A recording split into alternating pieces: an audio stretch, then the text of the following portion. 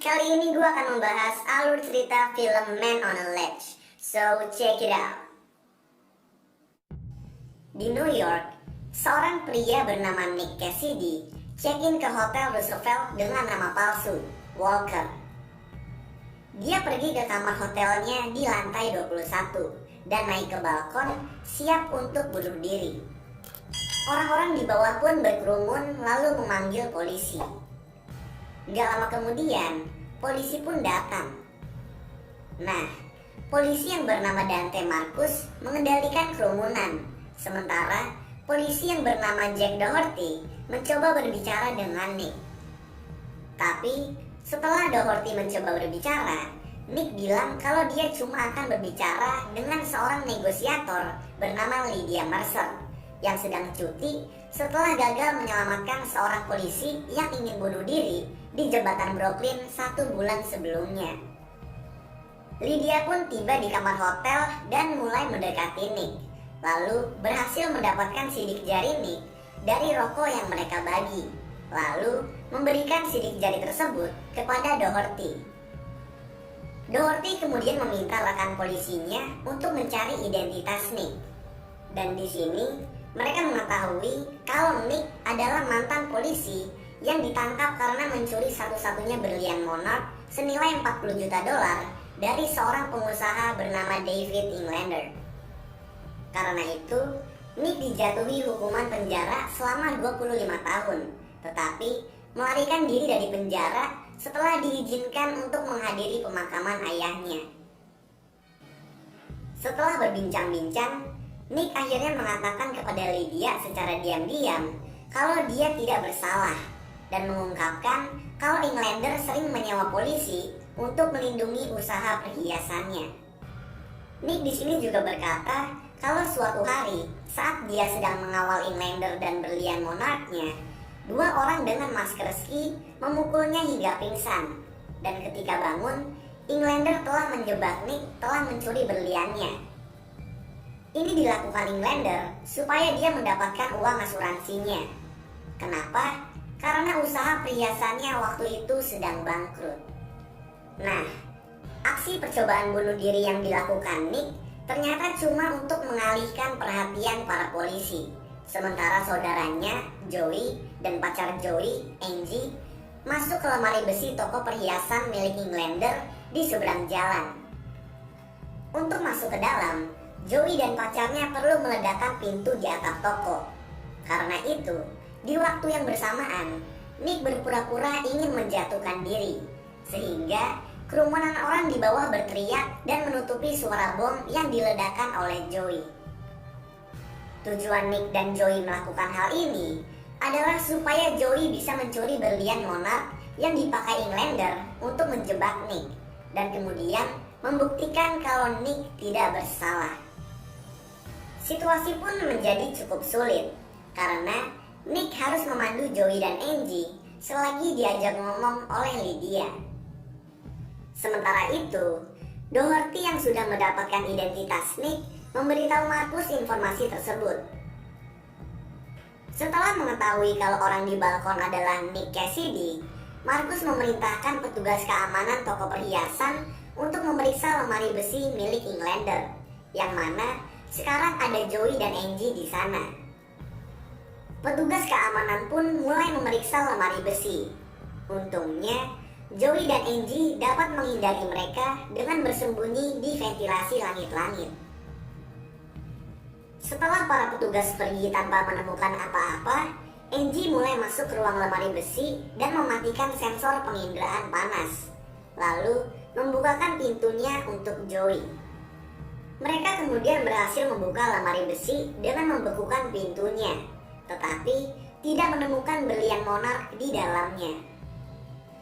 Joey kemudian memberitahu Nick, dan di sini mereka terpaksa menggunakan rencana B mereka. Joey dan Angie pun dengan sengaja membuat alarm keamanan lemari besi menyala. Gak lama kemudian, petugas keamanan dan Englander mengecek lemari besinya yang udah berantakan, benar-benar seperti habis dimalingin. Englander kemudian membuka tembok rahasia yang merupakan tempatnya menyimpan berlian monark dan mengantongkan berliannya. Nah, saat Inlander pergi ke kantornya, Joey dan Angie menodongkan pistol kepadanya, memintanya untuk menyerahkan berlian monark yang dia pegang, lalu memborgol dirinya sendiri. Inlander pun terpaksa menyerahkan berliannya dan memborgol dirinya sendiri. Lalu, Joey dan Angie pun kabur. Sementara itu, mantan partner Nick, Mike Ackerman, tiba di hotel dengan bukti kalau Nick sedang merencanakan sesuatu dan menuntut untuk diizinkan masuk ke kamar hotel. Tapi Lydia nggak mempercayainya. Begitu juga Doherty. Ackerman kemudian mengklaim kalau dia telah menemukan skema bom di unit penyimpanan yang disewa oleh Nick dan yakin kalau Nick akan meledakkan bom tersebut di suatu tempat. Ackerman lalu menelpon Marcus, memberitahu kalau Nick telah memasang bom di hotel dan menyuruhnya untuk memanggil tim penjinak bom.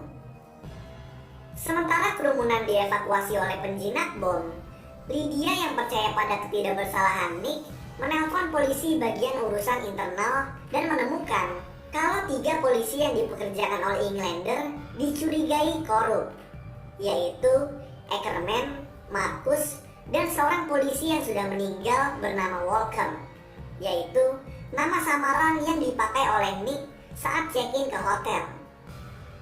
Joey dan Angie pergi memasuki hotel dan menyerahkan tas yang berisi berlian monark kepada seorang petugas hotel. Nah, petugas hotel tersebut kemudian mengambil dan mengantongi berliannya. Di sisi lain, Inlander menghubungi Marcus yang sebelumnya juga membantunya menjebak Nick dan menyuruhnya untuk menangkap Joey dan Angie, yang mana dia berhasil. Dari sini kita bisa pastikan kalau Marcus memanglah polisi korup yang membantu Inlander dalam menjebak Nick. Tim taktis yang sebelumnya diperintahkan oleh Marcus untuk menangkap Nick mulai mengejar Nick di balkon hotel. Karena nggak ada pilihan lain, Nick pun masuk ke dalam hotel dan mulai melarikan diri. Di saat sedang berusaha kabur, Nick bertemu dengan si petugas hotel yang mengatakan semua orang mendukung Muna sambil memberinya berlian monark secara diam-diam. Marcus dan tim taktis mengejar Nick sampai ke atap dan berhasil mencegatnya. Gak lama kemudian Lydia ikut ke atap dan mencoba menolong Nick. Tetapi Marcus mengancam dan menyuruh tim taktis untuk membawanya pergi. Inlander kemudian juga tiba ke atap sambil membawa Joey dan Angie, lalu mengancam akan melempar Joey dari atap jika Nick tidak memberinya berlian monark. Mau gak mau, Nick terpaksa menyerahkannya dan Inlander pun pergi membawa berlian tersebut. Di sisi lain, Lydia berhasil lolos dari tim taktis yang menahannya dan langsung bergegas kembali ke atap. Walaupun sudah memberikan berlian monark, Marcus tetap mencoba memaksa Nick untuk melompat dari atap. Tetapi Ackerman datang dan kemudian menembak Marcus. Sayangnya, dalam baku tembak tersebut, Ackerman tertembak di dada sebelah kanan. Nick bergegas menghampiri Ackerman yang meminta maaf dan mengungkapkan kalau dia nggak tahu kalau Inlander akan menjebak Nick. Marcus yang bertahan karena mengenakan rompi anti peluru bersiap untuk membunuh Nick, tapi Lydia lebih dulu menembaknya. Melihat Inlander berjalan meninggalkan daerah hotel, Nick dengan nekat melompat dari atap ke airbag yang sebelumnya dipasang oleh polisi di bawah. Dia kemudian mengejar Inlander, memukulinya, dan mengambil berlian monark di jaketnya. Tindakan ini membuktikan Nick tidak bersalah di depan polisi dan juga publik, sehingga Inlander pun ditangkap. Keesokan harinya, Nick dibebaskan dari semua tuduhan dan juga dibebaskan dari penjara. Lalu, dia bertemu dengan Joey, Angie, dan Lydia di sebuah bar, di mana terungkap kalau bartender bar tersebut merupakan petugas hotel yang membantu Nick, yang ternyata merupakan ayah Nick dan Joey, yaitu Frank Cassidy. Di bar ini juga, Joey melamar Angie dengan cincin berlian yang sepertinya dicuri dari lemari besi Englander. Angie menerimanya, dan semua orang di bar merayakannya. Lalu film pun selesai. So, itulah alur cerita film Man on a Ledge. Kalau kalian punya rekomendasi film lain yang mau gue jelasin alur ceritanya, kalian bisa tulis di kolom komentar di bawah. Dan kalau kalian suka sama video ini, kalian bisa klik tombol like dan juga klik tombol subscribe supaya bisa mendapatkan update-update tentang video-video gue selanjutnya. So, thanks guys for watching. I hope you enjoy and peace out.